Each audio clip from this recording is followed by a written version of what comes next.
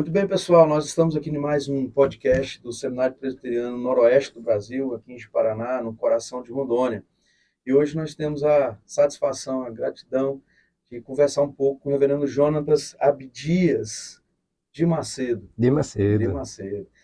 É pastor em São Paulo. Ele vai se apresentar, para quem não o conhece, e nós vamos conversar um pouco sobre aconselhamento, mais na área de aconselhamento redentivo. Então, fique conosco até o final. Tenho certeza que você vai ser muito edificado, vai ser muito abençoado com esse bate-papo. Falar aqui, passar para o chefe falar um pouquinho, e depois a gente ouve. Tá ótimo. Prazer, mais uma vez, fazer um podcast aqui agora com o reverendo Jonatas, e espero que seja bom para você, espero que você acompanhe aí até o final e seja edificado com o assunto que nós vamos tratar, que nós vamos abordar, né? E então, palavra aqui com o reverendo Jonatas para fazer a sua apresentação. Bom, eu queria dizer que é uma alegria, viu, pessoal, estar aqui e uma honra. Eu sou Jonatas Abdias de Macedo. Eu estou pastoreando do lado da estação São Judas do metrô. Só cuidado com o lado. De um lado tem uma igreja católica, a gente está para o outro. Né? Nós temos uma igreja que acabou de se tornar igreja agora, não faz nem uma semana, na data que a gente está gravando. Eu sou professor do seminário JMC também, professor na Universidade Mackenzie e professor de aconselhamento em alguns outros lugares também, que é no que eu tenho me dedicado e me esmerado para, inclusive academicamente, crescer nessa área de aconselhamento. Sou casado, pai de 3 meninas, e antes que vocês se animem, eu sou ninja, samurai, karateca. Tem porte? Não tem porte, mas rapaz, eu atiro bem, viu? E não é brincadeira. É bom de estilingue. Não, rapaz, não. Eu atiro mesmo. Atirei mesmo. Já ficamos assustados. Foi uma oportunidade que eu tive e aí eu descobri que eu tinha uma mira boa. Que bom. Esqueceu de falar que é autor de livros. Está aqui o livro. É o filho, né? É, meu primeiro Você filho. disse que tem 3 meninas e um menino. É verdade, verdade. Se Deus quiser, é o primeiro de outros. Mas sim, eu tive a oportunidade de escrever o breve manual de aconselhamento redentivo, que é, na verdade, uma introdução, uma apresentação do aconselhamento redentivo. A ideia é iniciar a pessoa no universo do aconselhamento, já indicando para ela o que é o aconselhamento redentivo. Algumas pessoas me perguntavam por onde que começavam a ler o material do Ladislau, por onde começavam a ler sobre o assunto, e era sempre muito difícil indicar a porta de entrada. Aí eu falei, quer saber? Vamos escrever essa porta de entrada. Então, eu gostei e não entendi por onde eu vou. Esse é o caminho. Esse é o livro de introdução à introdução. Okay. Então, ele é bem básico, bem introdutório, mas também eu dizer que ele é de fácil leitura e gostoso de ler é um pouco demais, né? Eu mesmo terei que lê-lo novamente. Seria um pleonasmo e já foi. Para entender. Sendo que, para entender o do Ladislau, eu acho que se faz necessário ler isso aqui primeiro. Sim. Sim. Mas é muito bom, é muito bom. Obrigado.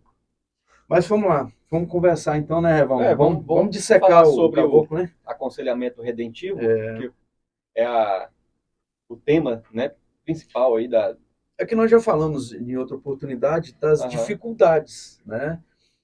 Do distanciamento que a igreja foi tendo sobre o aconselhamento, aconselhamento bíblico, aconselhamento cristão. E já sabemos que temos ali algumas vertentes dentro do aconselhamento cristão, que é o aconselhamento bíblico, notético, e aí aparece, de uns anos para cá, já foram pincelados, mas agora mais com mais força ou com definições, o aconselhamento redentivo. Isso. E aí é o que a gente quer saber. De uma forma abrasileirada, simples, direta, difícil de ser, mas que o amado nos fale um pouco sobre esse aconselhamento e a gente vai tendo dúvidas e perguntando para o irmão. Eu acho que seria interessante, sim, aproveitando a sua pergunta aqui, que nós temos o aconselhamento cristão, que é o bojo maior, né? Isso. E dentro do aconselhamento cristão, então nós temos o aconselhamento bíblico, ok? Então, aí lá nós temos o aconselhamento noutético, Isso. como parte dentro do aconselhamento bíblico, tá certo? A gente aconselhamento bíblico, no caso, não, aconselhamento noutético, aconselhamento bíblico, aconselhamento redentivo. Isso. Então, são 3 sistemas aqui. São 3 sistemas. Então, acho que é interessante você fazer qual a diferença prática entre o noutético, o bíblico e o redentivo. Ok, né? ok. Eu, só para complementar aqui, parece que existe uma questão da abordagem desses 3 sistemas em relação à psicologia. Sim. Como também. que cada um desses sistemas lida com a psicologia. Uhum. Então, também. Bom, aconselhamento cristão é a área. Sim. Assim como você tem nas divisões teológicas áreas, né? Na área da teologia você tem sistemática, histórica. Então, na área de teologia prática, você tem missões, educação cristã e aconselhamento. Dentro de aconselhamento, você tem o aconselhamento cristão, que a gente chama da área, que é o nome que se dava antes, né? Gary Collins põe o nome do livro dele de aconselhamento cristão.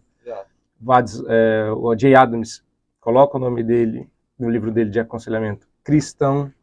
Então, todos eles sabiam que estavam escrevendo na área de aconselhamento cristão e propondo uma perspectiva.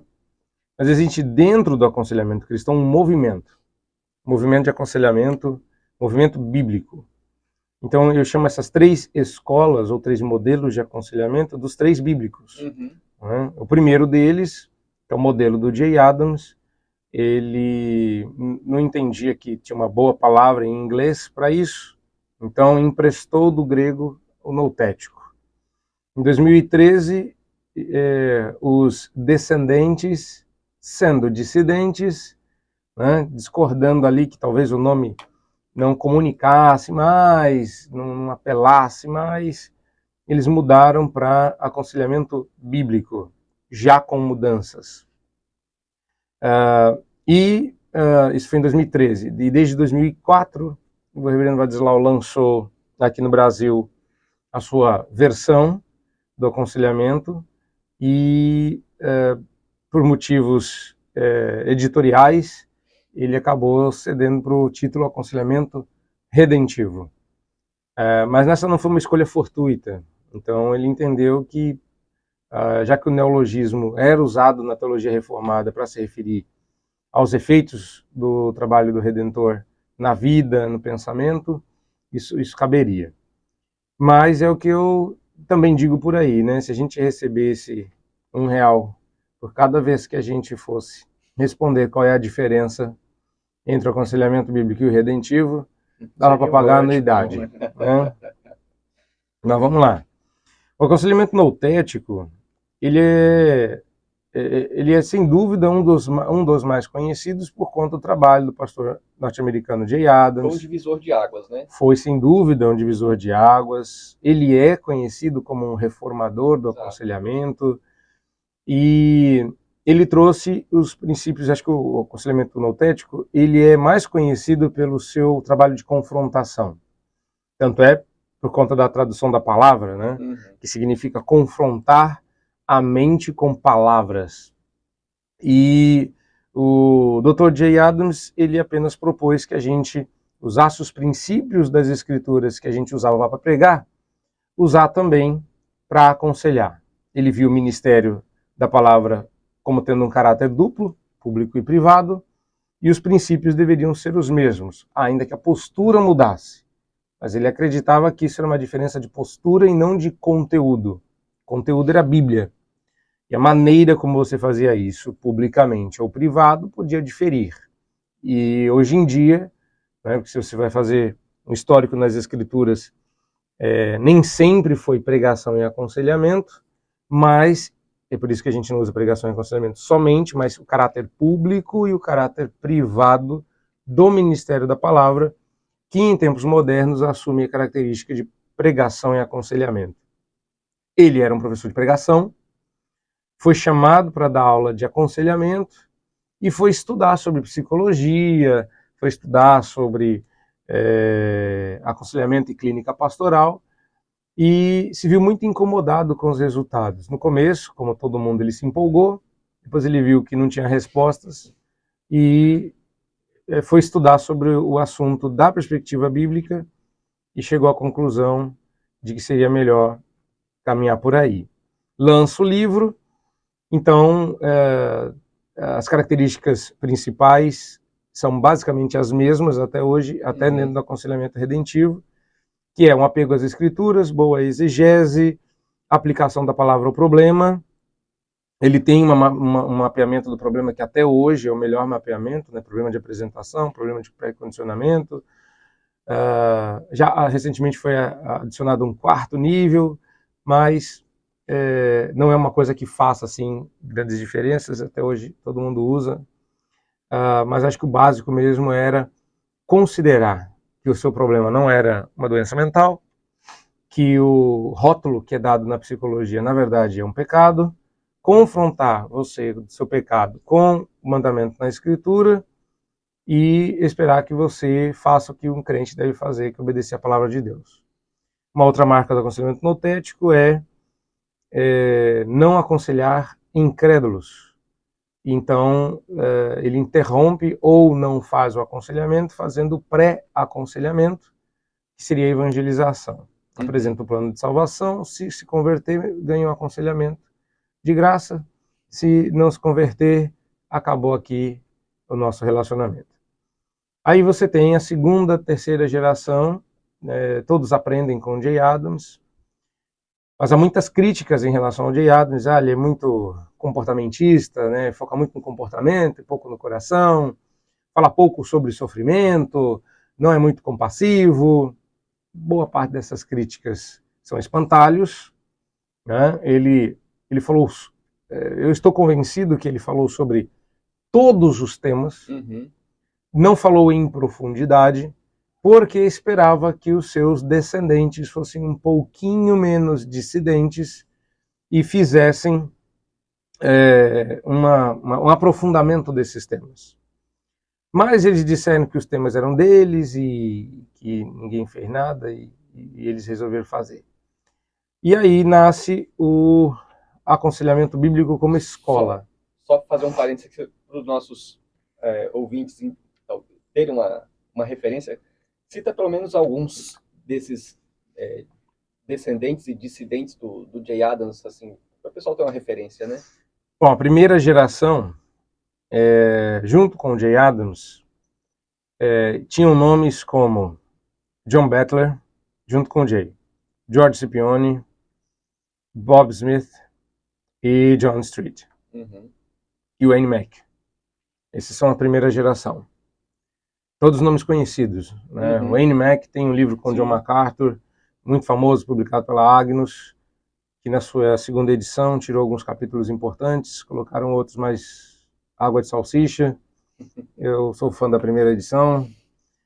Aí você tem a 2ª geração, que é conhecida pelos seus grandes nomes. Acho que os grandes expoentes são David Powlison, Edward Welch e Paul Tripp. Paul Tripp está mais para início da 3ª geração, mas ele ainda figurou muito como 2ª geração, ele começa como 2ª geração, e essa 2ª geração é uma geração que tem no seu DNA a ideia de expandir, aprofundar e seguir. Reverendo Vadislau Gomes, 2ª geração. 2ª geração de aconselhamento bíblico, que é uma coisa que ninguém sabe, né? Sim. O reverendo Vadislau estudou com o Jay Adams, foi colega de turma do Paul Tripp, colega de sala, né? Na época era só um cowboy texano com bigode exótico. Continua exótico. Pois é. E era amigo desses irmãos da 2ª geração, né? Muito próximo do David Powlison, por exemplo. E aí essa 2ª geração, entre outros nomes, mas com certeza esses são os mais famosos, eles não criaram, mas eles modificaram, e às vezes a gente pensa que porque é uma modificação não é uma nova escola, mas eles entenderam que era, né? Há um autor da terceira geração, o Heath Lambert, que publicou pela Peregrina aqui no Brasil. Ele escreveu uma teologia do aconselhamento e escreveu o livro O Movimento do Aconselhamento Bíblico após Jay Adams, onde ele percebe que existe uma modificação tal que não é mais a mesma coisa. E eu acho que a maturidade de perceber isso veio em 2013, quando eles disseram, rapaz, nós não fazemos mais aconselhamento noutético. Eu não entendo, na minha avaliação, que seja só uma questão do nome. Um nominho feio. Não, eu acho que eles entenderam que a perspectiva deles havia mudado. Né? Inclusive, a ênfase deles em sofrimento e compaixão é muito grande. Né? Eles focam muito mais nos ídolos do coração, graças ao trabalho do Polisson. Tiveram um diálogo mais franco com a ciência por causa do neurocientista Edward Welch, né? Ele é neuropsicólogo, e por aí foi. Então isso trouxe uma nova cor para o negócio. Só que essa mesma modificação que eles fizeram do aconselhamento noutético foi a modificação que o nosso irmão brasileiro solitário fez também. Então entenda, o pessoal que estudou com Adams saiu com a missão de pegar aquele material e expandir. Cada um fez a sua maneira. Aqui no Brasil, o reverendo Vadislau, e aí eu caio agora na diferença, ou nas diferenças do aconselhamento redentivo para as demais. Ele começou a fazer um diálogo que na cabeça dele fazia sentido com a tradição reformada europeia. E a razão para isso foi Van Til. Então, uma das pessoas que levou o reverendo Vadislau para o aconselhamento bíblico foi um discípulo de Van Til chamado Francis Schaeffer, que eu acho que é a pessoa que mais teve, em termos de modelo de ministério, mais teve influência no trabalho do reverendo Vadislau. Inclusive, o ministério que orientou o ministério do reverendo Vadislau foi o Labri, do Francis Schaeffer. E eu gosto da postura do reverendo Vadislau de não criar um Labri Brasil, entendeu? É péssimo o meu francês, fica tranquilo. Mas ele não trouxe o Labri para o Brasil. Labri significa o abrigo. E ele trouxe o refúgio, que é a tradução, no final das contas, né? Só que ao invés de chamar de Labri, ele chamou de o refúgio. E como brasileiro gosta de coisas gourmet, né? Não conectou bem. Ele fez um refúgio caipira. A gente gosta mesmo de um Labri suíço. Mas era a mesma coisa, inclusive o mesmo modelo de receber pessoas em casa, aconselhar, treinar, ser um hub de cultura cristã, de filosofia e de aconselhamento e ajuda. É o mesmíssimo ministério. Então essa proximidade de coração com o reverendo Francis Schaeffer levou ele à curiosidade de saber de onde tinha saído tanta ideia boa. E aí ele descobriu Van Til. Aí ele vai estudar Cornelius Van Til, que é digamos assim, o precursor do próprio Jay Adams. A gente esquece também que todas essas coisas têm descendência. Van Til deu aula para Francis Schaeffer e deu aula para o Jay Adams. Disso saíram duas vertentes. Né? Um foi ser filósofo e conselheiro, o outro foi ser conselheiro e filósofo. Né? Que a gente não gosta de falar que Jay Adams era um grande filósofo, mas ele era um gênio, sem sombra de dúvidas. Tanto que ele criou uma estrutura inteira. Né? David Powlison, o primeiro historiador do aconselhamento bíblico, fala que o Jay Adams não só criou modelos de como fazer, mas havia um sistema inteiro ali. Era praticamente uma cosmovisão. Então o reverendo Vadislau chega em Van Til, Só que diferente dos demais, ele não parou em Van Til. Ele queria saber de onde vieram as ideias do Van Til. E aí ele descobriu que o Van Til era um holandês radicado nos Estados Unidos. O Van Til chega nos Estados Unidos com 6 anos de idade.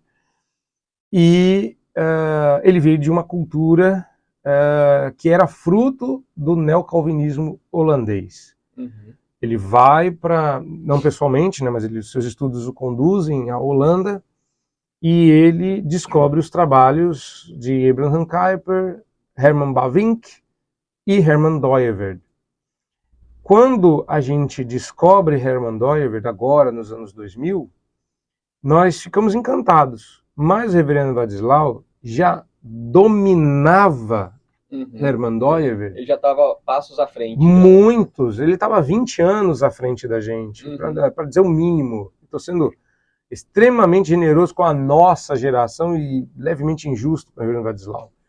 Porque quando você tem um livro em 2004, publicado com o manejo que ele tem de Herman Dooyeweerd, significa que ele já manejava Dooyeweerd há pelo menos 10 anos, porque o livro dele é uma apostila que ele usava para dar aula no Centro de Pós-Graduação Andrew Jumper, e que culminou sendo um livro.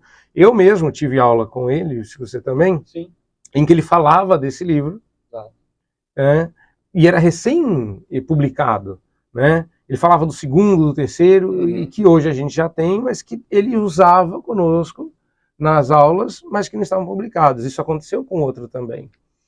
Então, a primeira vez que Herman Dooyeweerd aparece em português no Brasil é dentro do livro Aconselhamento Redentivo. Então, ele se apropria de uma antropologia dooyeweerdiana, reformacional, e começa um diálogo mais aberto com essa tradição reformada do velho continente. Isso não era muito bem, e ainda hoje não é muito bem recebido por parte dos conselheiros bíblicos, porque eles são da tradição americana da apologética cristã. Então, se a gente pudesse começar a pontuar, essa é a principal, sem sombra de dúvida, um divisor de águas, porque a tradição caiperiana, neocalvinista, nem sempre é abraçada pelos proponentes da apologética cristã, para dizer o mínimo, né? Essa é a primeira diferença. E isso gera outras diferenças, como, por exemplo, uma menor, para não dizer quase nenhuma, animosidade com a psicologia. Não quer dizer que a gente ache que a psicologia é a última bolacha do pacote, não quer dizer que a gente ache que a psicologia é uma ferramenta útil para o ministério, nada disso. Mas que a gente não descarta nem rechaça a psicologia, que é quase a posição do Jay Adams. O Jay Adams diz que a gente tem que estudar a psicologia para conhecer o inimigo e não deixar as ideias entrarem. Mas ao conhecer a psicologia, o reverendo Wadislau notou momentos de verdade, como chama Dooyeweerd. Esses momentos de verdade são verdade de Deus ali. Então, ele chegou à conclusão de que essas verdades estavam equivocadamente naquele ninho. Ou seja, esse ovo não pertence a esse pássaro, né? Então, tem que tirar aquele ovinho dali, colocar no ninho correto, dar a comida correta, porque ele veio sendo alimentado, né, com alimento daquela ave, quando ele tem que comer alimento de outra ave. Então, a ideia é, a verdade só funciona dentro do sistema correto. Se você está pegando a verdade de Deus e colocando no sistema errado, você está roubando material, que é a expressão que o Dooyeweerd usa. Hoje em dia, os dooyeweerdianos falam de material emprestado. O ímpio empresta verdades para que o seu sistema não rua. Na verdade, ele rouba, porque ele não pede permissão para Deus, ele não tem essa permissão de Deus, e por aí vai. Então, essa é a segunda diferença, né? E a terceira diferença é que, diferente dos conselheiros bíblicos, o conselheiro redentivo aconselha ímpio, né? Porque ele vai entender que o seu ministério é o ministério da palavra. Isso significa que, tal como eu, quando prego, não pergunto quem é crente e quem é ímpio, prego e espero o Espírito fazer o trabalho, eu não pergunto inicialmente se eu estou diante de um... É claro que eu sei, mas eu não fico cheio de dedos dizendo, olha, eu posso te ajudar, mas antes uma palavra de nossos patrocinadores. Não, eu engatilho a arma e dou tiro, igual dou em crente. Se a bala pegar, era eleito. Se não pegar, fica do jeito que está. É claro que a gente não tem a menor expectativa de que alguém que não seja cristão e não tenha o Espírito Santo possa usufruir de todos os benefícios do aconselhamento. Mas, partindo do pressuposto de que é ministério da palavra, eu não mudo a ministração, eu mudo a aplicação. Mas isso pregadores também fazem. A gente não muda a mensagem, a gente muda a aplicação. Então a gente também não muda a mensagem, a gente muda a aplicação. Só isso. Mas é exatamente porque é o mesmo ministério. Essas são, grosso modo, as 3 grandes diferenças. Tem mais, mas essas são as 3 maiores. Nas palestras que tu proferiu ali, quando se fala dessa questão da verdade, que está lá, o ovo do pássaro errado, você usou uma tríade, como você gosta de falar nos seus podcasts por aí. Ele tem um podcast, o Redencast. Procure aí na internet, você vai se deliciar com muito material. E fala também nas palestras dessa questão de tríade, e você usou uma tríade, eu não me lembro do terceiro ponto, que seria verdade roubada, distorcida... E funcionando num sistema alienígena. Funcionando num sistema alienígena. Fala um pouquinho sobre essa situação, porque às vezes as pessoas escutam dizer assim, olha, eu não rechaço, porém, eu vou tirar a verdade de lá e colocar no livro certo. Tá, beleza. Parece ser muito simples, mas não é tão simples. Porque essa verdade, ela está distorcida, está no sistema alienígena, e aí o que acontece? A pessoa fala, poxa, então eu fechei meu escritório de psicologia, e aí vem agora um camarada lá do Brasil e diz assim, não, você não precisava ter fechado o teu escritório, o teu consultório, né, melhor dizendo, você poderia ficar com o consultório. Mas eu queria entender isso. Eu queria entender como permanecer sem ser... eu sei que você já respondeu isso várias vezes, que eu já escutei. Como permanecer sem ser?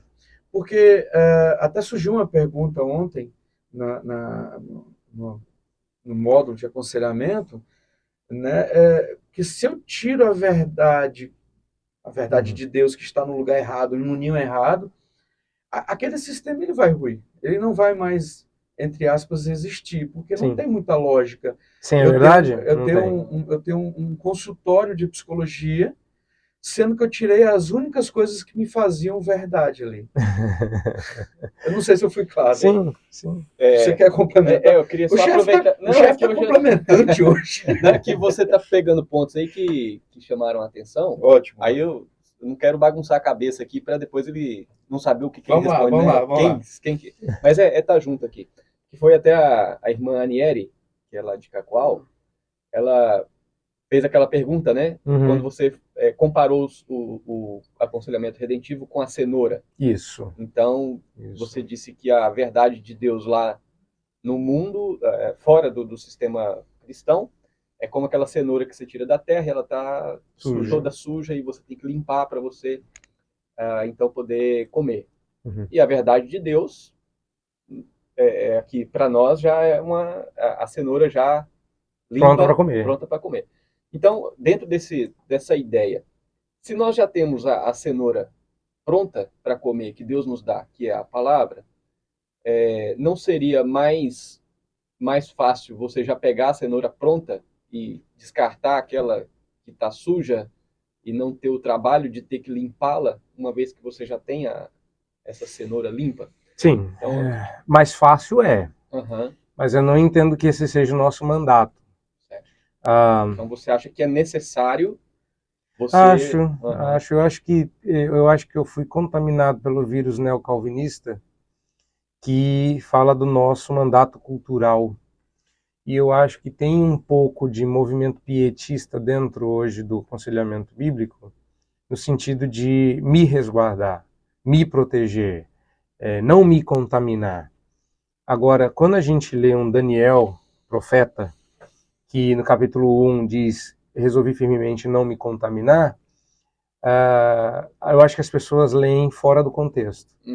Eu não preciso interagir com a cenoura suja se eu tenho a cenoura boa, porque eu corro o risco de contaminação. Só que você esquece que Daniel resolveu não se contaminar quando estava na Babilônia, não quando estava em Jerusalém.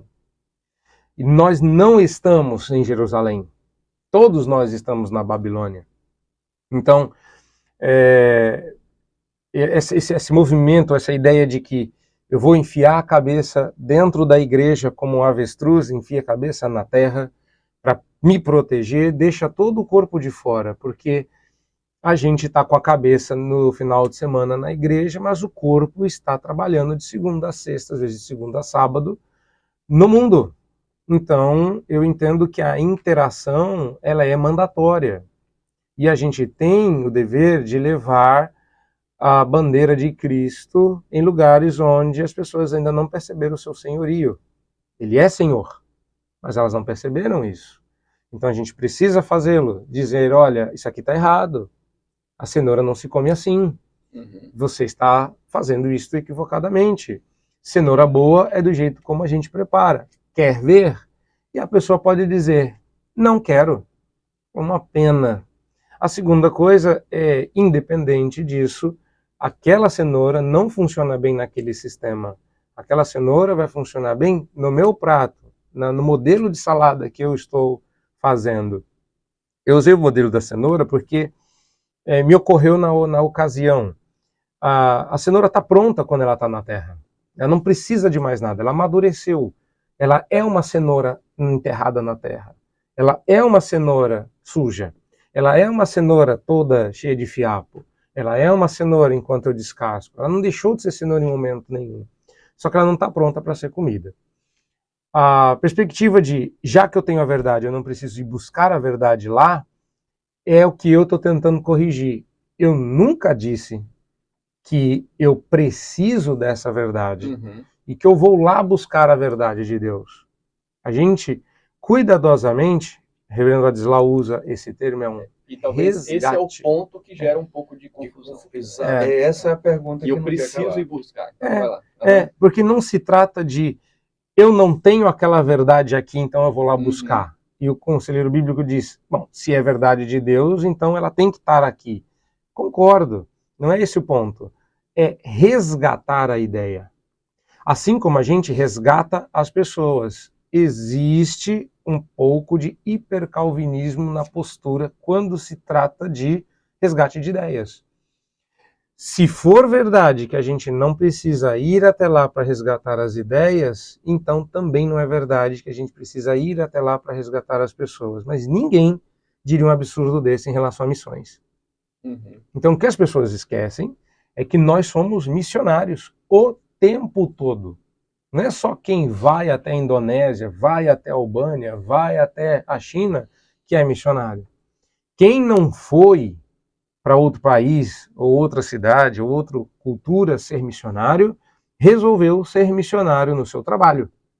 Só que as pessoas não querem ser. Elas querem ganhar dinheiro com o seu trabalho. E o trabalho da gente não é outro senão proclamar Cristo como Senhor na nossa área de atuação profissional. Então, quando você é um veterinário, você não pode olhar para o seu cachorro, para o seu gato ou para o gato dos outros, como se ele fosse um ser evoluído. Você não pode olhar para aquilo como se ele não tivesse sido um sobrevivente do dilúvio. Você não pode olhar para o médico, né? Você não pode ser um pediatra que olha para uma criança e vê nela um ser evoluído, uma raça de símio que se desenvolveu para se tornar o ser humano. Então você tem que defender ideias que sejam bíblicas, verdadeiras, que honrem a Deus. Mas enquanto isso, a ciência, o conhecimento humano está andando, está progredindo. As pessoas estão estudando a criação. E elas estão descobrindo coisas a respeito da criação. E a pergunta é, Aquela descoberta funciona num sistema evolucionista sem Deus? Claro que não, porque existe estrutura e direção. Estruturalmente, o mundo só funciona de acordo com as regras divinas. Deus criou a estrutura. Então você pode mentir, você pode florear, é o que eu chamo de verdade trans, né? É uma mentira que se identifica como verdade, certo?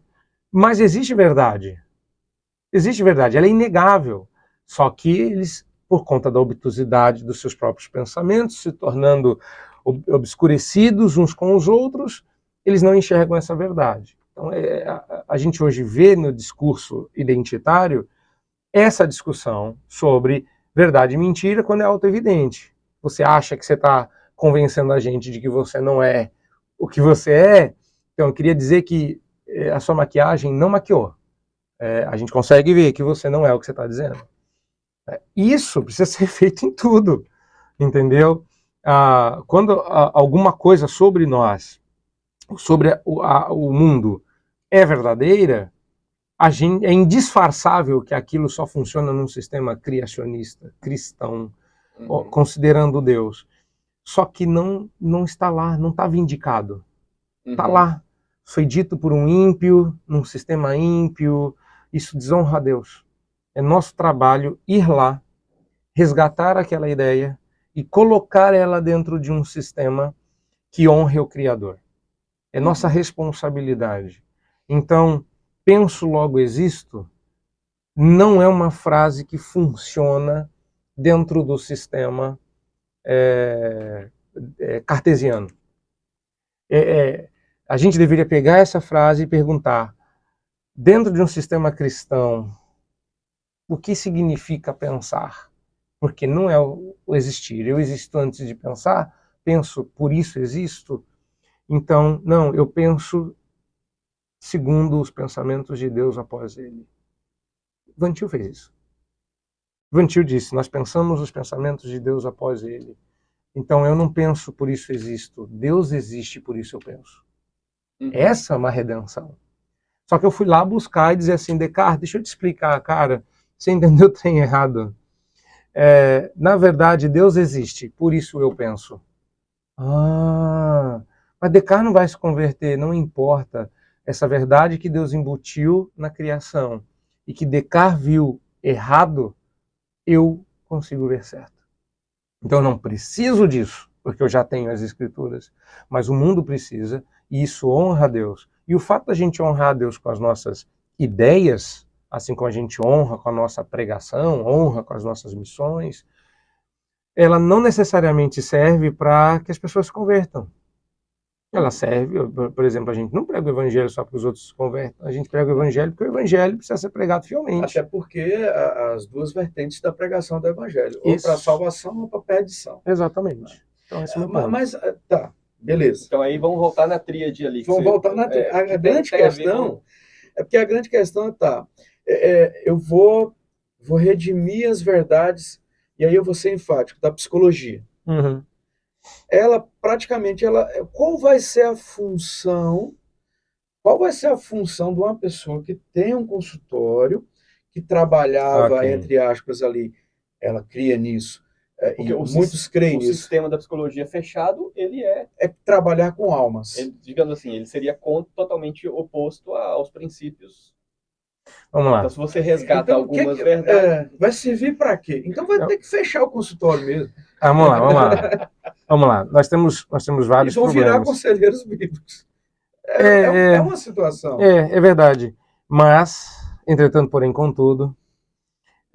isso já... Isso tem tríade, cara? Tem. Entretanto, porém, contudo, tá, beleza. Eu falei que eu vejo tríades o tempo todo. Eu acho que isso já é uma postura rendida. A gente já, nesse momento, vocês me perdoem se eu sou um tanto quanto neocalvinista demais, mas já é uma postura rendida. A razão pela qual um psicólogo que se converta tem que fechar o consultório dele não é uma questão teórica, não é uma questão espiritual, é uma questão política. É porque o CRP, não permite que ele seja um conselheiro bíblico e remunerado. Aí, esse é o ponto. É só por isso. Esse é o ponto. Porque se uma pessoa ela está na psicologia e ela não usa alguma cadeira da psicologia, e aí tem até, desculpa aí aos irmãos psicólogos, e aí, enfim, porque falar assim, não, eu sou psicólogo, sou psicóloga, entretanto, contudo, eu uso somente a Bíblia, isso não se faz verdade. Não. Ele tem uma linha teórica, ele tem uma cadeira que ele senta. Ele, tem um cavalo ali que ele vai montar nesse cavalo e ele vai praticar as consultas, né? Com base em alguma coisa. Com base em alguma coisa. Então, se ele deixa os Freuds da vida para lá e passa a montar no cavalo bíblico, por assim dizer... E vai ser processado e vai perder o CRP. Então, aí ele não faz. E se faz... Eu não sei se consegue, eu não sei se eu consigo salgar uma carne com açúcar. Não. Eu não vou conseguir desidratar uma carne com açúcar, porque não tem como. Não. Então, essa é a grande questão, porque a aparente, eu estou dizendo aparente, porque agora eu estou conseguindo compreender melhor, a aparente proposta do aconselhamento redentivo, que aí redimir as verdades que ali tem, aí o fruto disso parece sem propósito. Então, um psicólogo ele vai realmente ter que dar baixa no CRP dele e buscar uma clínica de aconselhamento e fazer aquilo. Aí é que está. Quantas clínicas de aconselhamento você conhece? Não, nenhuma. Porque aquilo que eu repeti ad nauseam durante todo esse congresso foi: nós só estamos seguindo o mundo, nós não estamos fazendo. Essa é uma excelente consideração. Nós não estamos fazendo, mas nós do aconselhamento redentivo estamos. Nós estamos terminando a documentação para criar uma associação de conselheiros redentivos que vai brigar para que essa pessoa tenha um consultório no qual ela possa fazer aconselhamento redentivo e ser remunerada por isso, porque existem áreas, como na psicologia, que a gente pode atuar que não sejam sempre terapêuticas. Tá? Orientação vocacional, entendeu? A manejo das emoções, isso não é necessariamente pastoreio. Orientação escolar. Orientação escolar, então tudo naquilo que hoje as pessoas estão buscando a figura pastoral, porque no final isso aí a gente não discute, em outras áreas, levando o pastor para dentro da escola, levando o pastor para dentro do RH da empresa, levando o pastor, as pessoas hoje têm um terapeuta tira-colo, têm um conselheiro, um coach, uma variedade de atuações que são fruto do pastoreio e que foram retiradas do pastoreio e levadas para esse lugar, podem ser performadas pelos nossos missionários, conselheiros bíblicos redentivos. Tá? A questão no final do dia, essa pessoa pode? Ela pode, mas ela não vai. Porque quem está proibindo ela de ser um psicólogo cristão não sou eu. E não é a minha teologia. É o mundo que não tolera. Então, assim, mas a pessoa pode ser qualquer outra coisa cristã e não psicólogo. Mentira. Mentira. Um cientista, inclusive tem um documentário sobre ele chamado Expulso, Expelled, em que ele tentou ser um físico cristão. E ele foi expulso. Não deixaram. A gente tem no Brasil cientistas que são cristãos e que estão tentando valer as suas teorias que são cristãs. Elas não são teológicas, mas elas têm cosmovisão cristã. O trabalho, como eles apanham, como eles não são aceitos em determinados círculos. Ou seja, o mundo nos rejeita e quando nos aceita é para nos perseguir. Qual a novidade disso? Então, no final, se você disser assim, mas eu consigo ser advogado e não preciso dessa coiseira toda aí, isso é um problema, significa que você já comprometeu sua fé de tal forma que você não está percebendo as dificuldades de ser um advogado cristão, um pedagogo cristão, e por aí vai. Né? Eu ia fazer uma piada com um sociólogo cristão, mas isso não existe. Brincadeira, fiz a piada. Mas você entende? Então, assim, Qual que é o resultado final? O que essa pessoa faz? Vamos para as cabeças. Por mim, essa pessoa continuaria com o seu consultório aberto, fazendo aconselhamento redentivo. Exatamente o que eu faço. Ela pode cobrar? No Brasil, não. Nos Estados Unidos, sim. Ela consegue manter o CRP? Não. No Brasil, não. Em outros países, sim. Então, ela só não pode fazer isso no Brasil. Ela só não pode fazer isso no Brasil. Mas daí, né, a gente já deixa o concurso público acontecer em domingo, a gente não faz nada. Esse silêncio da igreja cristã é muito triste, né? Como você colocou, hoje mesmo hoje no dia que nós estamos gravando, é dia de Enem, e foi mudado, e a igreja simplesmente absorveu e está tudo certo. Esse é o grande problema. Tu falou também nas palestras da questão da psicologia em todos os âmbitos. Vai na escola, tem. O psicopedagogo tem, o psicólogo tem. Vai fazer uma habilitação, a carta, você tem que passar pelo crivo também. Enfim, e a bem da verdade, eu tirei a habilitação algumas vezes, e você passa para fazer o psicoteste. Bem, na verdade, a pessoa não está mexendo com a minha cabeça, não está mexendo com a minha alma, não está me aconselhando, ela está fazendo um teste comportamental. Então, é nisso que você acredita que a pessoa poderia ser útil e não tratar as questões do coração, as questões da alma? Porque, a bem da verdade... Sendo um psicólogo, eles sim. Estão entrando em áreas que não correspondem a eles. Né? Vamos lá. Sendo um psicólogo, sim. Isso. O problema é que a gente não está falando da psicologia. Nós estamos falando de uma área da psicologia que é o bezerro de ouro, que é o filé, que é o que todo mundo quer. Ninguém quer ser, nossa, eu vou fazer psicologia porque eu quero fazer teste psicotécnico porque vai tirar carta. Não. Isso aí é declínio de carreira, sabe? Sabe por que as pessoas querem fazer psicologia? Porque elas querem ajudar as pessoas fazendo terapia.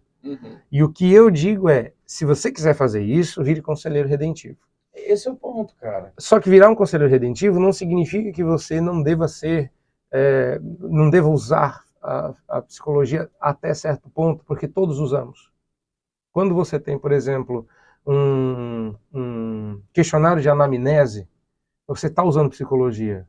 Não, porque meu questionário de anamnese eu tirei do livro do Jay Adams, que é um questionário derivado da anamnese feita por psicólogos. Então a acusação que fazem é que vocês dizem não usar psicologia, mas vocês usam, no nosso entender, é verdade. Não é?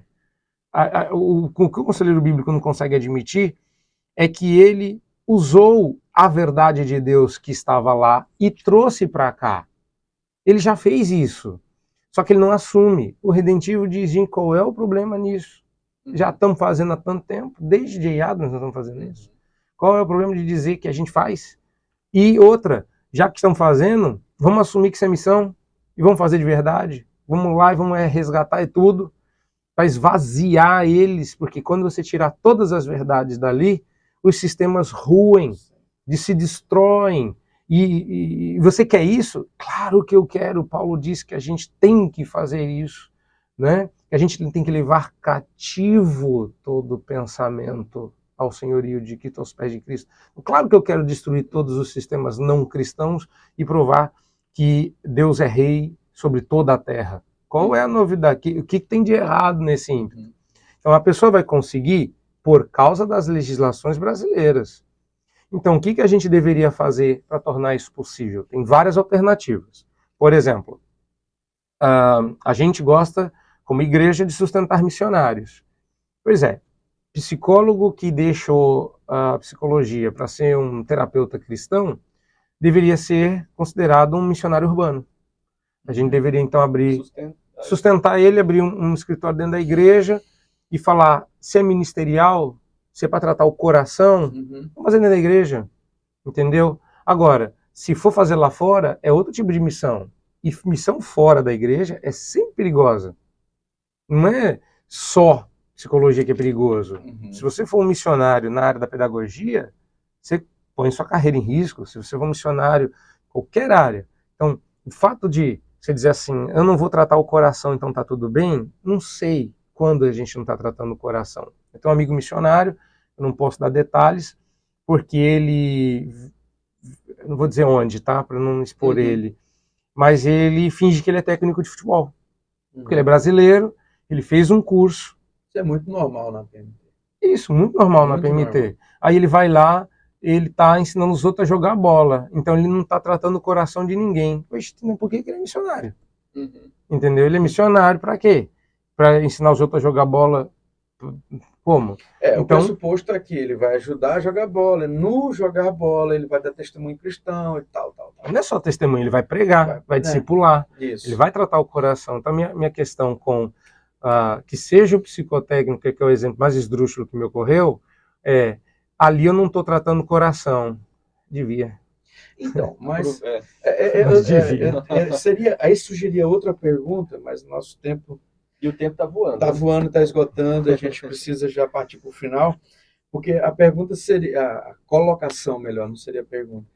O missionário ele faz isso, de fazer de conta que é técnico, fazer de conta que é médico, até usar suas habilidades, sua vocação pessoal para fazer missões em países que são proibidos levar o evangelho. O Brasil não é proibido falar de Jesus, né? Mas essa é a matéria para a sua volta. Vamos ter que comprar uma passagem para você maior, para você passar um dia com a gente nessa sala. Mas usa essa mesma figura, é verdade, no Brasil não é proibido pregar o evangelho, mas existe um lugar no Brasil onde é proibido pregar o evangelho, dentro do Conselho Regional de Psicologia. Sim. Entendeu? Sim. Então, seja um missionário lá dentro. Por isso que, na minha cabeça, seria fantástico tirar as verdades, quebrar o distorcido, tirar do sistema alienígena, ali ruiu. Então não tem propósito mais aquilo. Não, por isso que a gente não é integracionista. Obrigado. Você respondeu. Eu creio que a ideia... É por isso que a gente não é integracionista. Pensar que você faria essa redenção e aí então agora você tem uma psicologia redimida. Sim, mas aí o nome disso é aconselhamento redentivo. Só que aí ela já não é mais aquele... Aí já não existe mais aquele sistema. Então, mas gente, esse é o conceito de redenção, que eu não tive tempo. Quando Cristo nos redime, ele não faz uma versão melhor da gente. A confusão, Jonas, que às vezes fica, é exatamente essa. Então, na redenção eu estou tentando tirar tirar as coisas ruins. Limpar o sistema que tá todo sujo lá e continuar usando aquele sistema. Mas isso é um ímpeto integracionista. Exato. Então, mas aí tirar o que é ruim. Na cabeça, sim, mas é uma inversão, percebeu? Por isso que é bom entender. Agora ficou claro.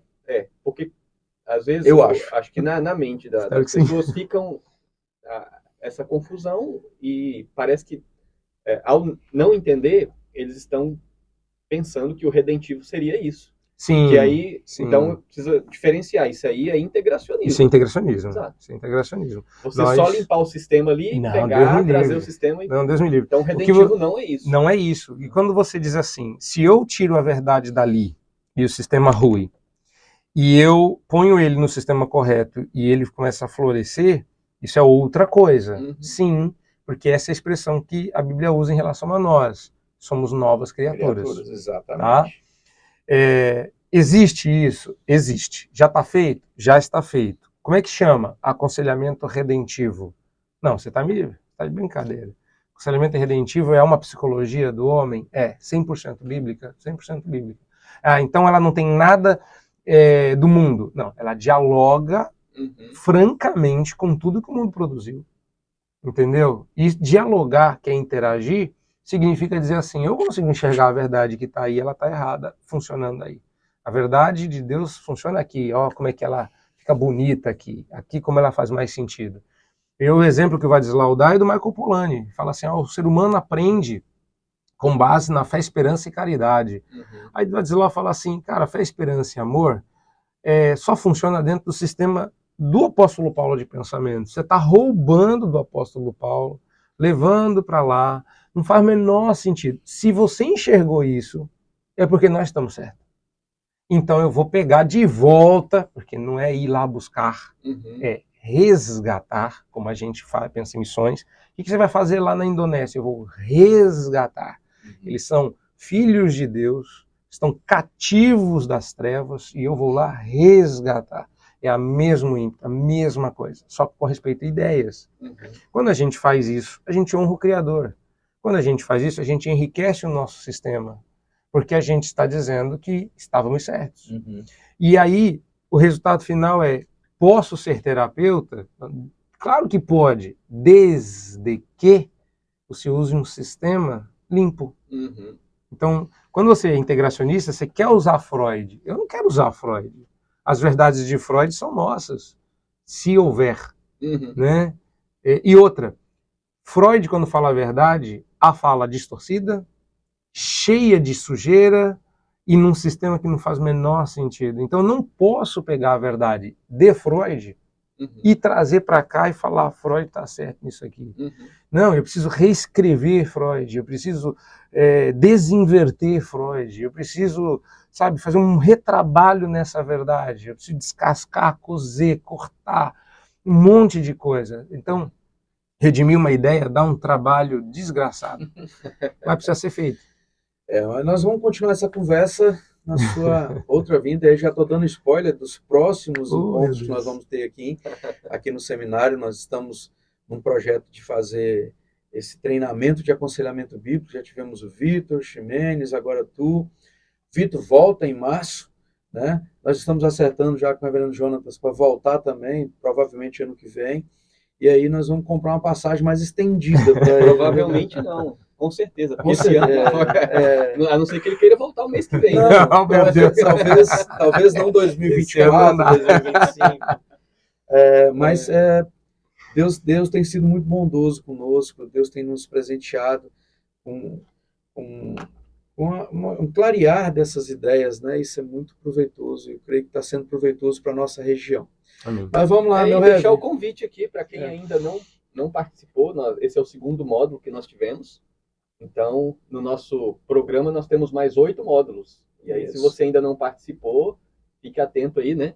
Fica nas redes sociais nossas. E vem participar. E quem já participou dos 2, não para não. Exatamente. Continua, vamos até o fim. Amém. Vamos fechar esse ciclo.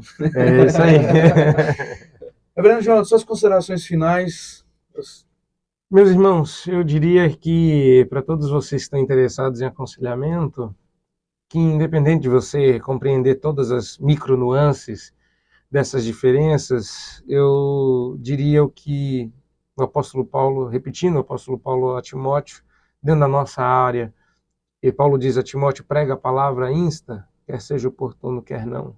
Eu diria, aconselhe, quer seja oportuno, quer não, quer ser entendido, quer não.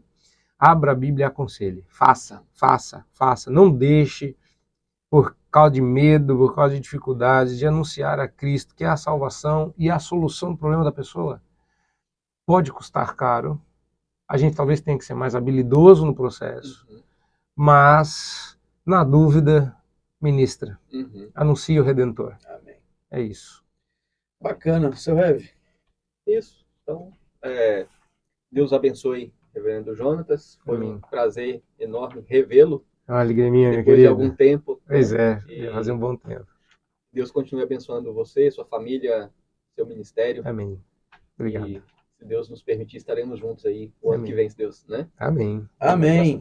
É isso aí, eu fico feliz de estar aqui. Aí, vou pegar minha assinatura no livro, porque aí vai valorizar, vai que, né? Quando ele passar dessa para melhor, eu sei que eu vou viver mais que ele, aí eu vou ter um livro com potencial de venda aí nos leilões. Vai ficar R$5 mais caro. Isso tudo? Queridos, foi uma alegria ter você conosco até esse final do podcast, então fique atento, vai estar aí passando nas redes sociais, tanto do reverendo Jonatas, do reverendo Evanderson, minha, do seminário.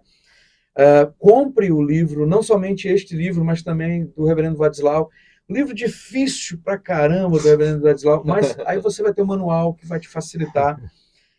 Tá para sair 2 livros e aí nós vamos começar a apertar o spoiler forte. Jonatas. Isso. Sair aí, vamos começar a apertar. Nós estamos apertando o reverendo Christopher, dos livros que ele lança aí de estudos confessionais, e começar a apertar você sobre a questão de aconselhamento. Deus te abençoe. Até o próximo podcast. Siga-nos, aperte o sininho, essas coisaiadas que tem que fazer aí. Deus te abençoe e até a próxima. Deus abençoe. Tchau, tchau.